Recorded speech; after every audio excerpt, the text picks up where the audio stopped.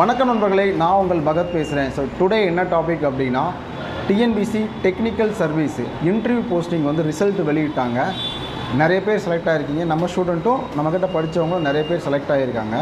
So எல்லாருமே வந்து இன்டர்வியூக்கு வந்துட்டு தயாராகிக்கிட்டு இருக்காங்க. சரியா, இதுக்கு முன்னாடி வந்து பார்த்திங்க அப்படின்னா, ஒரு டிபார்ட்மெண்ட் அக்ரியில் ஒரு எக்ஸாம் வருதுன்னா அக்ரி ஓரியன்டாக வந்து இன்டர்வியூ நடக்கும்.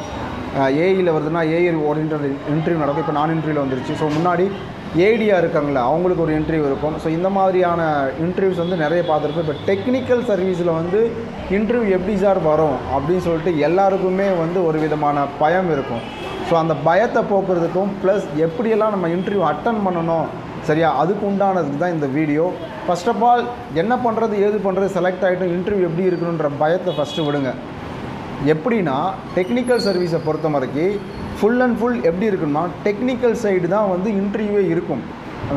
இன்டர்வியூ ஹேண்டில் பண்ணுறவங்க எப்படின்னா, நம்ம போய் உட்காந்த உடனே கேட்ட 100% கொஷினில் 80% கொஷின்ஸ் எங்கே இருக்கும் அப்படின்னா, உன்னோட டெக்னிக்கல் பேப்பர், ஒரு லா பேப்பராக இருக்கலாம், எம்பிஏவாக இருக்கலாம், எக்கனாமிக்ஸ் பேப்பராக இருக்கலாம், கெமிஸ்ட்ரி பேப்பராக இருக்கலாம். இந்த கெமிஸ்ட்ரி பேப்பரில் ஃபிசிக்ஸாக இருக்கலாம். எல்லாருமே உங்கள் டெக்னிக்கல் பேப்பரில் அந்த டெக்னிக்கலில் கரண்ட் ஈவெண்ட் என்ன இருக்குது ஃபஸ்ட்டு அதை பறிஞ்சுக்கணும். 80% உங்கள் டெக்னிக்கல் தான். அந்த டெக்னிக்கலில் கரண்ட் ஈவெண்ட்டில் வந்து எப்படி அவங்க கொஷின்ஸ் கேட்குறாங்க, இப்போதைக்கு ஏதாவது கரண்ட்டில் நடந்திருக்கு இது சம்மந்தமாக உங்கள் டிபார்ட்மெண்ட்டில் அப்படின்னா அதை பற்றி நாம் நல்லா தெரிஞ்சிருக்கணும். சரியா, ஃபஸ்ட்டு இதுதான். அந்த 20% எப்படி சார் கொஷின் இருக்குன்னா, ஃபஸ்ட்டு உங்கள்கிட்ட கொஷின் கேட்டுகிட்டே உங்கள் வாயில் இருந்து வர்ற வார்த்தைகளை வச்சு என்ன பண்ணுவாங்க, அங்கே இன்டர்வியூ எடுக்க ஆரம்பிச்சிருவாங்க. ஃபஸ்ட்டு இப்போ நான் இருக்கிறேன் அப்படின்னா, நம்ம ஸ்டூடெண்ட் இப்போ நிறைய பேர் போய் வேலைக்கு போயிருக்கவங்கலாம் சொன்ன ரீசன், நம்மளோட லோக்கல் டிஸ்ட்ரிக்டாக இருந்தாங்கன்னா, விருதுநகர் டிஸ்ட்ரிக்டாக இருந்தாங்கன்னா, இப்போ யாரை கேட்பாங்க அப்படின்னா, காமராஜர், முன்னாள் முதலமைச்சர் காமராஜர் கேட்பாங்க. அவங்க சொல்லும்போது எப்படி கேட்பாங்கன்னா, மாண்புமிகு முன்னாள் முதல்வர் காமராஜர் அப்படின்னு நம்ம சொல்லி பழகணும். அந்த மினிஸ்ட்ரியை சொல்லும்போது மாண்புமிகு அப்படின்ற வேர்டை நம்ம சேர்க்கணும். சரியா, அப்போ விருதுநகரில் இன்னும் என்ன ஃபேமஸ் அப்படின்னா, ரீசெண்டாக பட்டாசு தொழிற்சாலை, இப்போ கேட்குறதெல்லாம் பட்டாசு தொழிற்சாலை முதல்வர் ஆய்வு பண்ணியிருக்காங்க. ஸோ எதற்காக ஆய்வு பண்ணாங்க, இந்த மாதிரியான கொஷின்ஸ் வந்து ஏரியாவை கவர் பண்ணி நமக்கு கொஷின்ஸ் இருக்கும். ஒவ்வொரு டிஸ்ட்ரிக்டை பொறுத்து கொஷின் இருக்கும். கண்டிப்பாக உங்களோட டிஸ்ட்ரிக்ட்லேருந்து கொஷின் கண்டிப்பாக இருக்கும் அந்த 20%. ஆனால் அந்த 80% டெக்னிக்கல் கொஷின்ஸில் எப்படி இருக்கும் அப்படின்னா, நல்லா தெரிஞ்சுக்கோங்க. உங்களோட டெக்னிக்கல் நீங்கள் அந்த 10 யூனிட் படிக்கிறீங்களா, அந்த 10 யூனிட்டை படிச்சுக்கோங்க. ப்ளஸ் அதை எப்படி அப்ளை பண்ணியிருக்காங்க கரண்ட் ஈவெண்ட்டில் ஏதாவது ஃபேமஸாக, ஓகேவா. அதே மாதிரி இப்போ கரண்ட்டில் எது ஃபேமஸாக பண்ணிகிட்ருக்காங்க, எலெக்ஷன், எங்கே முதலமைச்சர், சரியா, அமெரிக்காவோட எலெக்ஷன் பற்றி கூட கேட்கலாம் இன்டர்வியூவில். அவர் எத்தனாவது அதிபர் அப்படின்னு கூட கேட்கலாம், எத்தனாவது முறை அதிபர் அப்படின்னு கூட கேட்கலாம். அவங்களுக்கு இவங்களுக்கும் வாக்கு வித்தியாசம் என்னன்னு கூட அந்த அமெரிக்க எலெக்ஷனை பற்றி கூட உங்களுக்கு கேட்கலாம். இதெல்லாம் இந்த 20% வந்துடும். அதனால் இன்டர்வியூவுக்கு பயப்படாமல் இருங்க. ஏன் இன்டர்வியூக்கு பயப்படாமல் இருங்கன்னு சொல்கிறீங்கன்னா, இது டெக்னிக்கல் சர்வீஸ் எக்ஸாம். அதனால் உங்கள் டெக்னிக்கல் இருந்தால் கொஷின்ஸ் வரும்.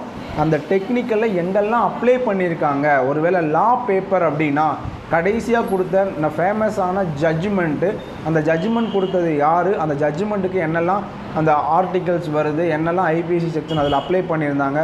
ஸோ இந்த மாதிரியான கொஷின்ஸை வந்து நம்ம இன்டர்வியூவில் எதிர்பார்க்கலாம்.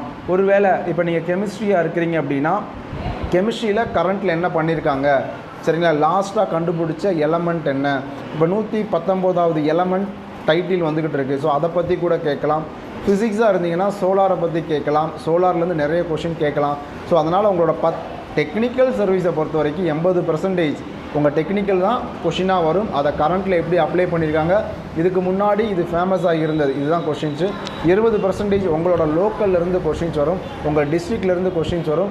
ப்ளஸ் நீங்கள் படித்த ஏதாவது ஒரு இடத்த சொன்னீங்க அப்படின்னா, அந்த காலேஜோட ஏதாவது ஃபேமஸாக இருந்துச்சுன்னா அதுலேருந்து கொஷின்ஸ் வரலாம். உங்கள் ஊரில் என்ன ஃபேமஸ்ஸு அப்படின்றதில் உங்கள் ஊரை வச்சு கொஷின்ஸ் வரலாம். ஸோ இதுதான் இன்டர்வியூவில் ஒரு 10 கொஷின் கேட்டாங்களோ ஒரு 3 கொஷின் இது வரும், 7 கொஷின் வந்து உங்கள் மேஜர் வரும். ஸோ ஸ்ட்ராங்காக இருங்க, எதுக்குமே பயப்படாதீங்க. இன்டர்வியூக்கு எல்லோரும் ஈஸியாக என்ன பண்ணுங்கள், ஹேண்டில் பண்ணுங்கள். ஏன்னா முன்னாடி ஒவ்வொரு டிபார்ட்மெண்ட்டாக இன்டர்வியூ நடந்தது. இப்போ ஓவரால் எல்லா டிபார்ட்மெண்ட்டுக்கும் இன்டர்வியூ நடக்கிறதுனால டெக்னிக்கல் சர்வீஸ் சைடு நிறைய பேர் வந்திருப்பாங்க. அவங்கள வச்சு தான் அவங்கள்ட்ட கொஷின் கேட்பாங்க. ஓகேவா. ஸோ இதுதான் ஈஸி. 80% technical, 20% GK. இதை வச்சு நீங்கள் இன்டர்வியூக்கு ஈஸியாக அட்டன் பண்ணுங்கள். அங்கே போகிறேன், இங்கே போகிறேன், அங்கே போய் ஜாயின் பண்ண போகிறேன் அப்படின்னு சொல்லிட்டு மைண்ட் வேஸ்ட் பண்ணாமல் டெக்னிக்கலாக திங்க் பண்ணுங்கள். கண்டிப்பாக வந்து சக்ஸஸ் பண்ணுவீங்க. Thank you and thank you so much Rama.